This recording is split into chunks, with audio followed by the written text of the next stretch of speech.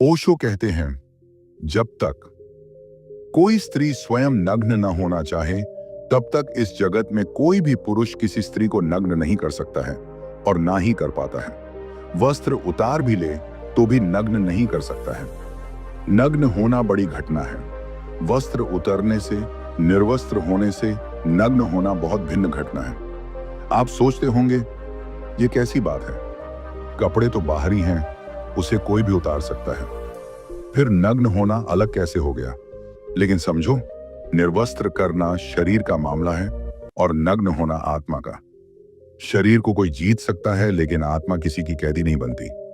एक स्त्री सचमुच नग्न तभी होती है जब वह स्वयं खोलने लगे, जब वह स्वयं विश्वास से किसी के सामने खुल जाए।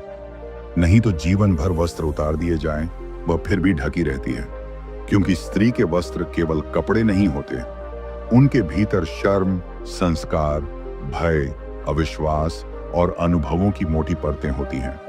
कपड़े उतार देना आसान है, पर परतें हटाना बहुत कठिन। सोचकर देखिए, कितनी स्त्रियां हैं जिनके शरीर को दुनिया ने छुआ, लेकिन जिन्हें दुनिया कभी छू न सकी, क्योंकि शरीर तो बाहरी सतह है, लेकिन स्त्री की असली नग्नता भीतर की परतों में छिपी है। पुरुष बार बार शरीर को जीतने की कोशिश करता है, पर स्त्री को कभी जीत नहीं पाता, क्योंकि जीत शरीर से नहीं, विश्वास से होती है। जब कोई स्त्री किसी पुरुष के सामने हंसते हुए अपने घाव खोल दे, अपनी कमजोरियां बता दे, अपने डर और टूटन को स्वीकार कर ले, वहां नग्नता शुरू होती है।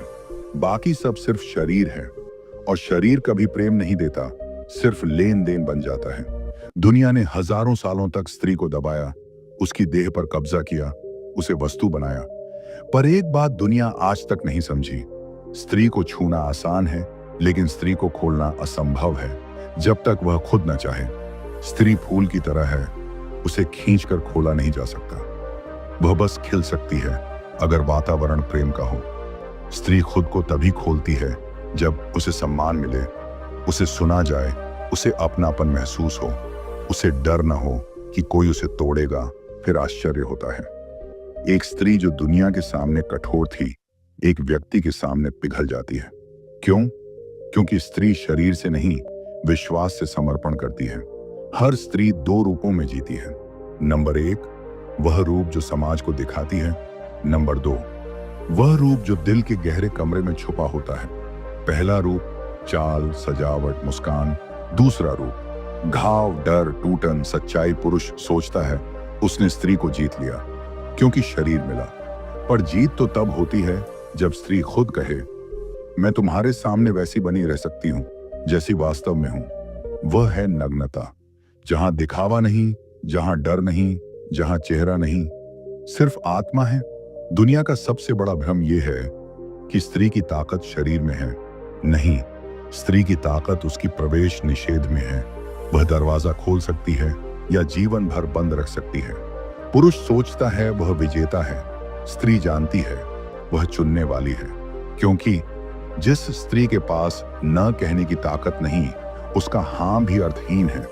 इसलिए स्त्री जब किसी के लिए नग्न होती है, इसका अर्थ है उसने उसे चुना है। उसने दुनिया की सारी सुरक्षा हटाकर किसी की आंखों में उतरना स्वीकार किया है। यह घटना शरीर की नहीं, आत्मा की है। लोग प्रेम को देह तक सीमित समझते हैं, इसलिए वे कभी प्रेम तक पहुंच ही नहीं पाते। प्रेम तब पैदा होता है जब स्त्री भीतर से नग्न हो जाती है। मतलब वह अपनी हंसी, आंसू, डर, क्रोध सब कुछ बिना नकाब के सामने रख देती है। जहां कोई श्रृंगार नहीं, कोई अभिनय नहीं, वहां प्रेम सच्चा होता है। वहां स्त्री पहली बार देखी जाती है, सिर्फ छुई नहीं जाती, क्योंकि स्त्री को छूना आसान है, पर स्त्री को समझना कठिन और उसे खोलना ईश्वर का काम है। अगर किसी पुरुष को वास्तव में स्त्री चाहिए, तो शरीर मत मांगो, विश्वास कमाओ, क्योंकि शरीर देना स्त्री की मजबूरी हो सकती है, पर आत्मा देना उसका उपहार होता है। और याद रखना, स्त्री का शरीर कभी धोखा नहीं देता, धोखा पुरुष की मंशा देती है। जब मंशा सम्मान की हो, स्त्री स्वयं खिल जाती है। तो आज सवाल ये नहीं कि स्त्री निर्वस्त्र हो सकती है या नहीं, सवाल ये है, क्या इस दुनिया में कोई पुरुष है जिसके सामने स्त्री अपने घाव, अपने सच, अपने आंसू खोल सके? बिना डरे बस वही पुरुष स्त्री को नग्न कर सकता है, शरीर से नहीं, आत्मा से।